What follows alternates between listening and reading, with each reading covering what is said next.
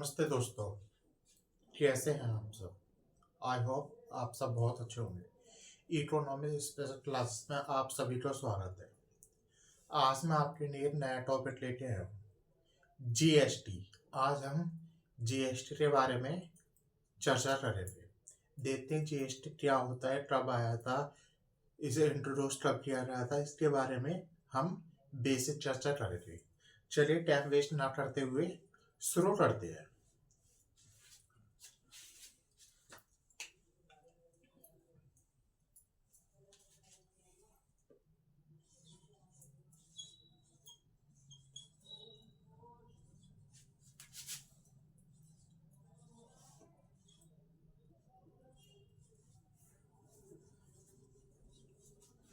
इसके full form है दोस्तों गुड्स एंड सर्विस टैक्स।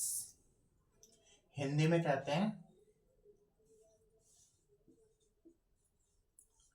वस्तु और सेवा कर। Goods and service tax Hindi में कहेंगे से वस्तु और सेवा कर। दोस्तों मेरी राइटिंग ज्यादा साफ नहीं है, इसलिए आप देख लेना। इसे कब लॉन्च किया गया था, कब इंट्रोड्यूस किया गया था? इसे इंट्रोड्यूस किया गया था 1 जुलाई 2017 में। दोस्तों ये डेट एग्जाम में पूछी जाती है, इसलिए आपको ये नोट डाउन कर लेनी है, इसे याद कर लेना है। ये एग्जाम में अक्सर पूछी जाती है। 1 जुलाई 2017 में जीएसटी इंट्रोड्यूस हुआ था। अब ये जीएसटी डायरेक्ट टैक्स है या इनडायरेक्ट टैक्स है, इसके बारे में चर्चा करते हैं। आप बताइए ये जीएसटी डायरेक्ट टैक्स है या इनडायरेक्ट टैक्स है? दोस्तों ये इनडायरेक्ट टैक्स है। अभी इनडायरेक्ट टैक्स, डायरेक्ट टैक्स ये क्या होते हैं, पहले इनके बारे में चर्चा करते हैं। डायरेक्ट टैक्स वह टैक्स होते हैं जिसका बर्डन हम किसी दूसरे व्यक्ति पे शिफ्ट नहीं कर सकते। दोस्तों डायरेक्ट टैक्स प्रत्यक्ष कर वह कर होते हैं जिसका बर्डन हम दूसरे व्यक्ति पर शिफ्ट नहीं कर सकते। ये नॉन ट्रांसेबल टैक्स होते हैं। कौन से? नॉन ट्रांसेबल टैक्स होते हैं ये, जिसका बर्डन हम दूसरे व्यक्ति पर शिफ्ट नहीं कर सकते, इसलिए इन्हें नॉन ट्रांसेबल टैक्स कहते हैं। इनडायरेक्ट टैक्स कौन से होते हैं? वह टैक्स जिसका बर्डन हम दूसरे व्यक्ति पर शिफ्ट कर सकते हैं, वो ट्रांसेबल टैक्स होते हैं। वह टैक्स जिसका बर्डन हम दूसरे पर डाल सकते हैं, उन्हें हम इनडायरेक्ट टैक्स कहते हैं। डायरेक्ट टैक्स में कैसे? जैसे इनकम टैक्स। दोस्तों इसका एग्जांपल क्या लेंगे हम? Income tax.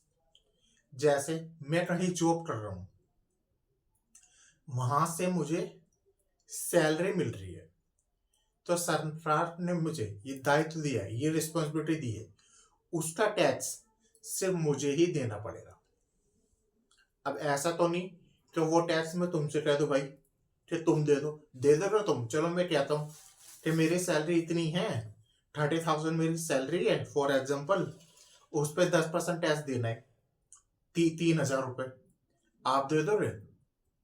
बोलो, ये मैं आप पे शिफ्ट कर रहा हूं, नहीं ना, क्योंकि सैलरी मुझे मिल रही है, 30,000 रुपये मुझे मिल रहे हैं, तो टैक्स भी तो मुझे ही देना पड़ेगा। इसलिए डायरेक्ट टैक्स, इसका बर्डन हमें ही झेलना पड़ता है।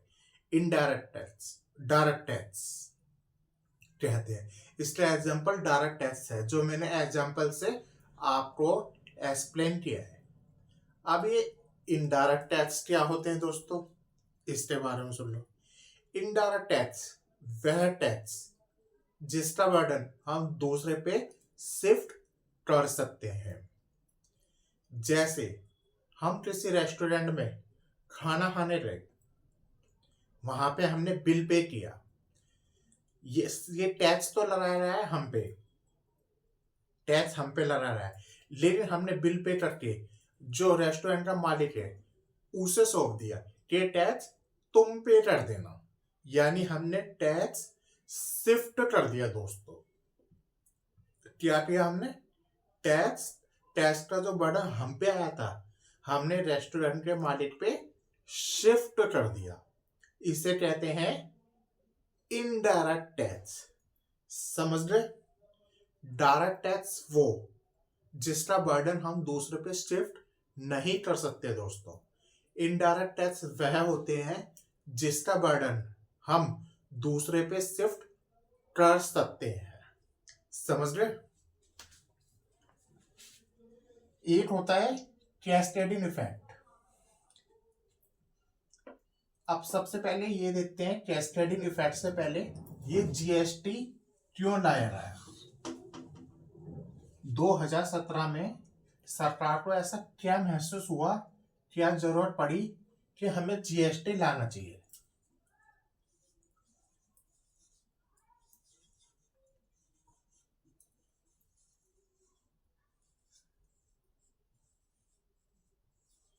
कैस्केडिंग इफेक्ट, इसका मतलब होता है tax on tax.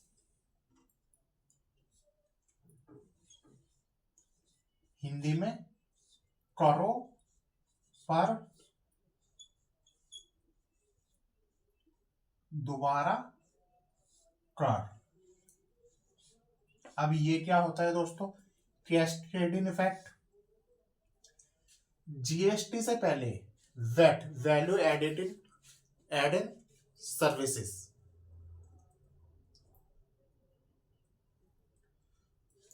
VAT value added, इसके full form value added tax. ये गलत हो रही दोस्तों, मैं दोबारा बता देता हूँ इसके लिए सॉरी।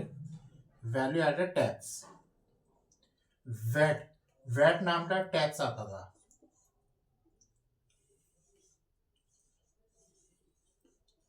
Value addition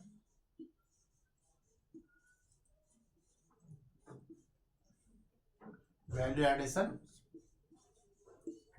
tax.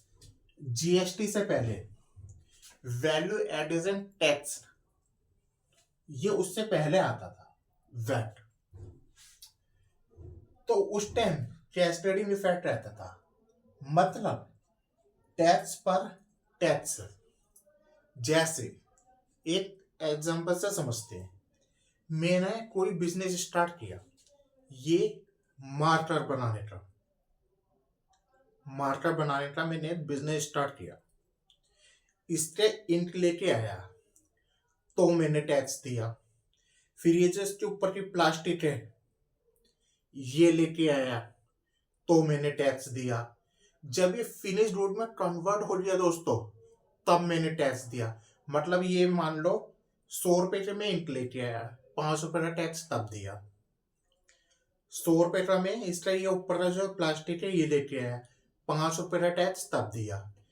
एक 5 रुपए का 100 रुपए का इंक, इसमें 5 रुपए का टैक्स। प्लास्टिक 100 रुपए के प्लास्टिक, 5 रुपए का फिर टैक्स लगा, तो कितना हो गया ये 105 और यहाँ 105, यानी टोटल 210 रुपए। और जब मैंने इसे फिनिश गुड में कन्वर्ट किया, फिनिश गुड में मेरा भी तो प्रॉफिट होना चाहिए दोस्तों, कमाने के लिए मेरा भी, तो 300 रुपए 100 रुपए मैंने इसके अलग से चार्ज किए। यानी 210 100 ये कितना हो गया 310 रुपए। तो मतलब कहने का मतलब ये है कि कैस्केडिंग इफेक्ट में दोस्तों टैक्स पर टैक्स लगता जाता था। एक बार टैक्स यहां लग गया 5 रुपए, एक बार यहां लग गया। जब ये फिनिश गुड में बेचने के लिए पूरी तरह से तैयार हो चुका है फिर टैक्स लग गया। इससे वस्तु की कीमत इंक्रीज हो जाती थी, जिसकी वजह से कंज्यूमर खरीदने में थोड़ा सोचते थे क्योंकि महंगी हो जाती थी वस्तु। इसलिए सरकार ने कैस्केडिंग इफेक्ट को हटा दिया, उसके बदले जीएसटी लिया है। इसका मतलब है, रफ करके बता देता हूं,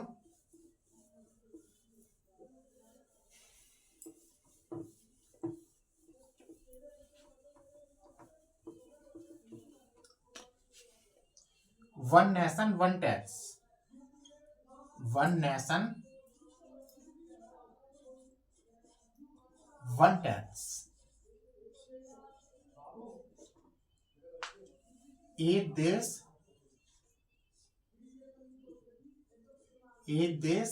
एक कर, एक कर। अब इसे एक उदाहरण द्वारा समझते हैं।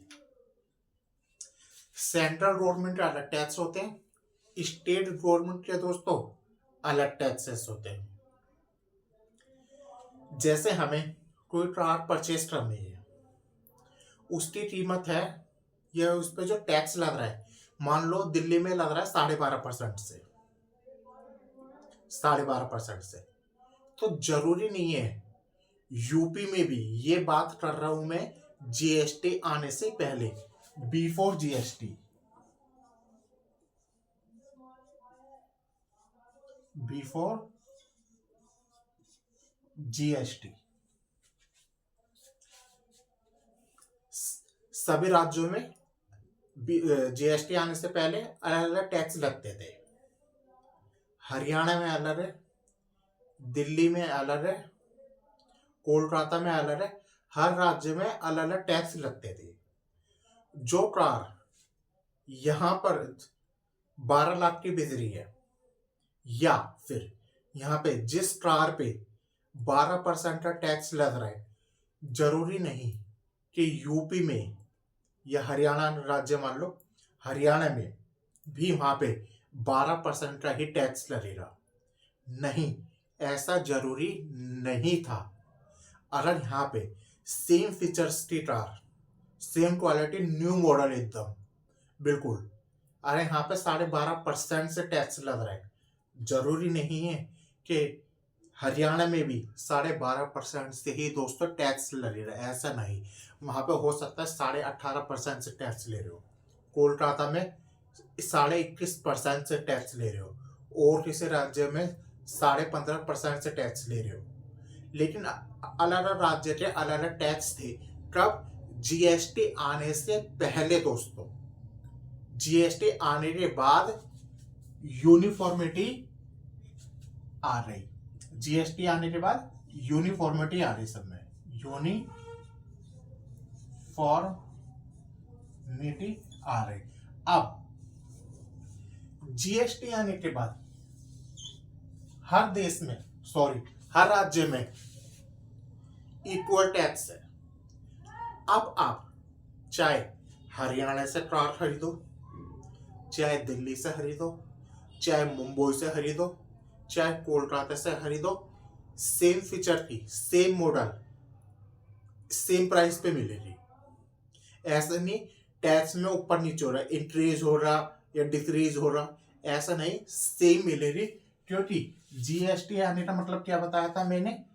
एक देश एक कर, one nation one tax. GST आने से यूनिफॉर्मिटी आ रही टैक्सों में। ये था दोस्तों, ये छोटी सी वीडियो मैंने आपके लिए बनाई थी। आई होप यह आपके लिए हेल्पफुल रही होगी। अगर आपको ये अच्छी लगी हो तो लाइक कीजिए, शेयर कीजिए, सब्सक्राइब कीजिए। अगर आप मेरे चैनल पर नए हैं तो मेरे चैनल को सब्सक्राइब कीजिए। Thank you so very much. अगर कोई भी डाउट हो दोस्तों तो कमेंट करके पूछिए, मैं आपको कमेंट में रिप्लाई करूंगा। Okay, thank you so very much.